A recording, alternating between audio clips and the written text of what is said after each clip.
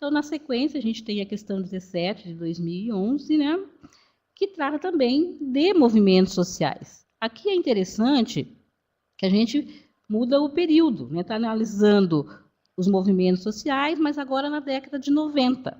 E quais são esses movimentos sociais? Então, na questão comentada anteriormente, diz ali que deu início, né, proporcionou o surgimento de outros movimentos. Né? Então, aqui agora a gente está analisando quais são esses outros movimentos e que período é esse. Nós estamos falando de um período pós-88, ou seja, após a Constituição Cidadã. Então, o princípio norteador desses movimentos sociais são outros. Não é mais de contestação do regime, né? Agora é da luta pela cidadania, pelo reconhecimento dos grupos sociais, e nesse período, então, vai surgir o movimento de mulheres, né? Vai ampliar a discussão em relação à questão indígena, e assim por diante. Então, aqui também, nesta questão, a gente destaca alguns trechos, né, Elisandra? Exatamente. Que pode ajudar. Exatamente. E essa questão ela tem uma característica que é diferente da anterior, lembrando que ambas tratam de movimentos sociais. As duas estão falando de movimentos sociais. Mas na anterior eu tenho um recorte bem específico, que é 68. Então eu preciso ter um contato com esse conteúdo para conseguir responder. Essa questão aqui, uma vez que eu tenha tido contato sobre o papel dos movimentos sociais, eu já tenho mais facilidade para responder. Então, esse conhecimento que eu tenho sobre o papel dos movimentos sociais, atrelado aos trechos do enunciado que a Edna acabou de citar, eles conseguem dar o direcionamento para a resposta dessa questão, né? Os dois trechos que a Edna que ela ressalta. Me referi, né? Então, tá. Então, desses trechos, a gente destacou aqui, movimento social, os movimentos sociais, no caso, né, vêm construindo lentamente um conjunto de práticas democráticas. Então, destacar para essa afirmação. Então, eu tenho movimentos sociais que vêm construindo práticas democráticas. Né? Ali é onde aparece no enunciado. Então, o movimento como responsável também pela construção de práticas democráticas. Ou seja, como eu coloquei, estamos num outro período, não estamos contestando mais o movimento, não contestando o regime, porém, agora propondo participação na construção da democracia. Exatamente. Né? O trecho seguinte, o diálogo, o confronto e o conflito têm sido os motores de construção democrática. Um reforça o outro, na verdade. Né? Exatamente. Então, vamos agora analisar as alternativas. A alternativa A. Determinam o papel do Estado. O início, né, da alternativa A, os movimentos... O enunciado final da questão diz, segundo o texto, os movimentos sociais contribuem para o processo de construção democrática porque determinam o papel do Estado? Ora, se determinam o papel do Estado, nós não temos uma construção democrática, nós temos uma determinação. Então, é contraditório ao próprio enunciado. Né? Então, os movimentos sociais não determinam o papel do Estado. Eles contribuem, né? Contribuem. Tá. A alternativa B, aumentam o clima de tensão social na sociedade civil. Bom, o aluno aqui poderia pensar, bom, o movimento social aumenta o clima de tensão. Mas aqui a ideia de aumentam o clima de tensão, né, é levar a pensar que os movimentos sociais podem criar um clima de violência, pode criar um clima de guerra, vamos dizer assim. Né?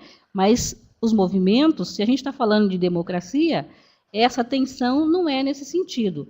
Eles criam, sim, situações de tensão, é preciso tensionar para que haja mudança. Exatamente. Né? Mas isso não quer dizer que gera baderna, que gera violências, coisas desse tipo. E olha, se nós temos uma situação em que o movimento social ele precisa estar presente para revelar uma determinada situação, é porque a tensão social está posta. Exatamente. Então, se eu tenho um movimento dos trabalhadores sem terra que precisam evidenciar uma tensão que existe na sociedade, eles não estão aumentando. A tensão eles estão está evidenciando, posta. Né? A tensão está posta.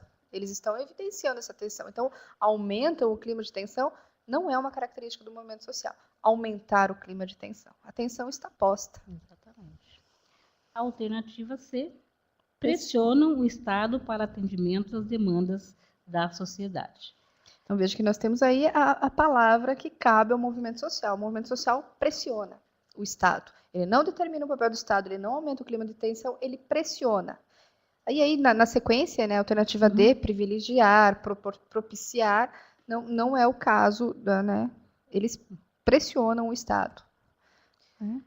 Alternativa E, destacar lá, propiciam a adoção de valores éticos pelos órgãos do Estado. Também não é função do movimento social determinar a adoção do Estado por esse ou aquele valor ético. Exatamente. Aí, na sequência, nós temos uma outra questão 16 da prova branca de 2011. O tema dessa questão é trabalho. Vai passar pelo conteúdo próprio da sociologia, que é trabalho e suas relações. Os conhecimentos necessários para responder essa questão giram em torno da questão do trabalho relacionada às novas formas de trabalho oriundas da globalização. Esse é o tema básico dessa questão aqui. É uma questão da flexibilização, da terceirização dos serviços, né? Exatamente. É o que vai nortear a questão. Isso. O enunciado dessa questão, bastante longo também, né? Próprio dos enunciados da sociologia. Na verdade, o Enem tem essa característica, né, de trazer enunciados bastante longos, reforçando aquilo que a Edna falou anteriormente, a questão da interpretação. Então, alguns trechos desse enunciado a gente vai destacar aqui, que eles vão eliminando. Por exemplo, o trecho que diz, visa a administração descentralizadora do trabalho. A nova organização social e econômica, baseada nas tecnologias da informação, visa a administração descentralizadora do trabalho. Ora, se eu tenho um movimento que visa a administração descentralizadora do trabalho, eu vou descartar a alternativa C e a alternativa D da questão. Por quê? Porque a alternativa C vai dizer assim, autonomização crescente das máquinas e computadores. Se eu estou falando em autonomização, eu estou falando que máquinas e computadores serão autônomos e substituirão o trabalho dos especialistas. Ora, quem é que toma conta, hoje a gente conhece, qual é o tipo de trabalho mais requisitado das empresas? Nas empresas, o trabalho dos especialistas. Então, não existe autonomização crescente das máquinas e computadores que vá substituir o trabalho dos especialistas. Nós precisamos de especialistas técnicos que tomem conta das máquinas, que operem com qualidade. E dos computadores. Nós não temos a substituição desses pelos computadores e pelas máquinas. Isso é uma ideia bastante antiga, né? Na verdade, de que as máquinas substituiriam os homens. Exatamente, né? Até coisa de... E que não é a atualidade. A atualidade não se pensa isso. Não é radical, né? Ou tudo ou nada, ou o computador ou o homem. Isso não se dá.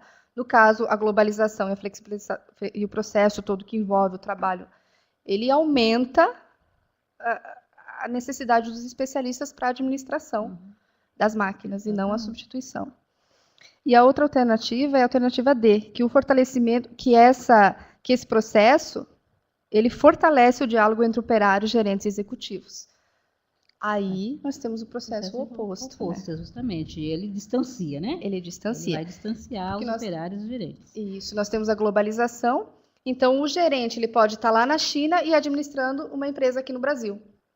Isso a globalização propicia através da rápida comunicação e de seus elementos. Isso nós temos e isso é viável. Então, nós não temos o fortalecimento do diálogo direto. Daí o trecho seguinte, né? As novas tecnologias da informação possibilitam a descentralização das tarefas e a sua coordenação. Então, aqui, esse trecho, ele ajuda a gente a entender tanto a questão A, né? Entender que a A é a correta, na verdade, exatamente, porque descarta a E. E a B. Exatamente, porque a B e a D, né, naquele processo de descentralização, e sobra a A. Qual que é a alternativa A? O avanço do trabalho flexível e a terceirização como resposta às demandas por inovação e com vistas à mobilidade de investimentos. Aí nós temos vários elementos. Trabalho flexível, terceirização, inovação, mobilidade de investimentos, todos esses são reflexos da globalização.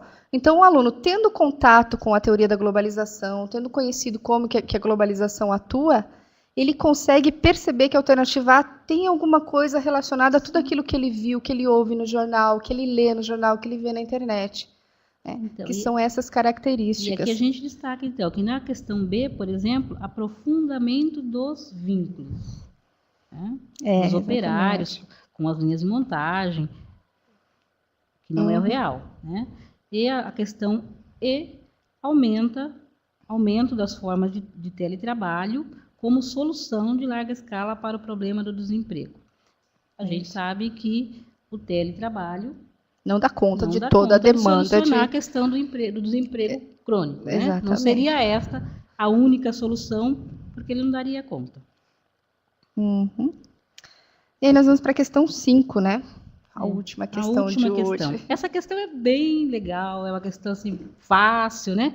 Muito fácil, até porque não vou descartar a escola aqui, mas dizendo que nem necessariamente precisaria estar, né, na escola, frequentando uma aula de sociologia para ter entendimento dessa questão aqui, né? Porque basta que você faça uma leitura crítica, né, sobre os programas de televisão que são direcionados para as crianças, para entender quais são os efeitos, né, no processo de socialização desta criança. A questão não traz aqui falando sobre o processo de socialização, fala sobre o efeito dos meios de comunicação sobre, né, a formação dessa criança. Exatamente. A Edna falava lá no começo que não são só os conhecimentos adquiridos em sala de aula que conseguem dar conta de temas da sociologia, que a leitura crítica de mundo também permite. Claro que em boa medida, essa leitura crítica se dá a partir de uma orientação. Mas essa questão é o reflexo disso, que a Edna acabou de falar, né? Então, aqui a gente traz, né, o enunciado falando de pesquisas que provam quais são os efeitos dos programas que são direcionados para o público infantil. Então, pensando nisso, a gente destaca aqui o trecho que diz: a maioria desses estudos diz respeito às crianças e que é bastante compreensível pela quantidade de tempo que elas passam em frente ao aparelho e pelas possíveis implicações desse comportamento para a socialização.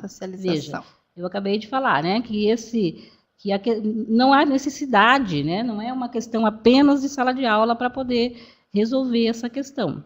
Se você é pai, se você é mãe, se você tem uma criança em casa, um sobrinho, e com certeza faz a observação do que elas estão assistindo, né, na televisão. O quanto tempo elas ficam também diante da televisão.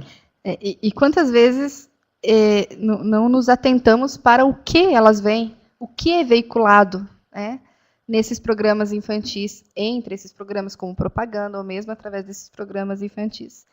E é aí que vem todo o raciocínio para a resposta da questão, né? Então, aqui a gente tem a criança, né, a socialização da criança e os programas de televisão. Esse é o foco. São dois pontos. 2 pontos. Programa de televisão, efeitos na socialização da criança. Então, vamos lá para as alternativas.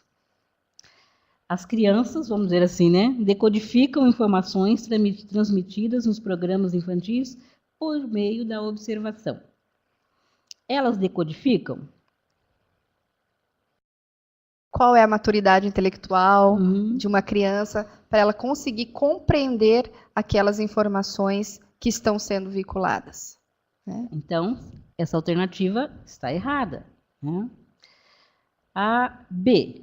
Adquirem conhecimentos variados que incentivam o processo de interação social.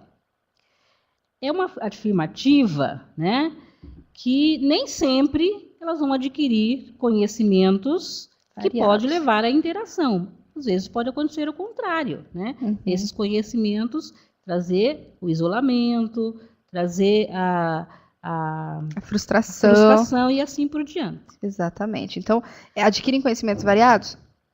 A afirmativa, a alternativa B, ela dá isso como certo. Adquirem conhecimentos variados. A gente sabe que isso não é uma regra. Exatamente. Né? Então, é por isso que é descartada. Então, aqui a gente vai fazer o contrário. Deixar a alternativa correta para depois. Isso. E vamos para D. Para D. Observam formas de convivência social baseada na tolerância e no respeito. pergunta é, sempre os programas de televisão destinados a crianças sempre vão apresentar formas de convivência social baseadas na tolerância e no respeito? A alternativa está dando com uma verdade absoluta. Exatamente. Todas as alternativas aqui, elas estão colocando afirmativas como verdades, né?